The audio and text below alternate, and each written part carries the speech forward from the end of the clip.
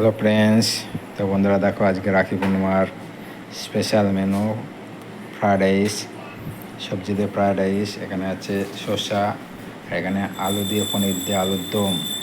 তো এটা খেয়ে দেখবো কেমন হয়েছে। দেখো এই যে আলুর দম নিয়ে নিয়েছি, একটু এই দেখো আলুটা কেমন সেদ্ধ হয়েছে, আর একটু পনির নিয়ে খেয়ে বলবো কেমন হয়েছে।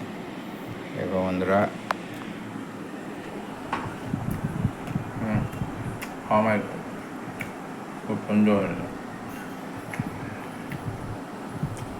তো বন্ধুরা, তোমরা কারা কারা ফ্রায়েড রাইস খেতে ভালোবাসো কমেন্ট করে জানাও। তো আমি এখন পুরো ফ্রায়েড রাইসটাই খাবো। তোমরা ভিডিওটি দেখতে থাকো আর লাইক করো, আর চ্যানেলটি সাবস্ক্রাইব করে দাও। তো এই যে দেখো আমি আর একটা নিচ্ছি, কেমন নিচ্ছি। খুব সুন্দর হয়েছে।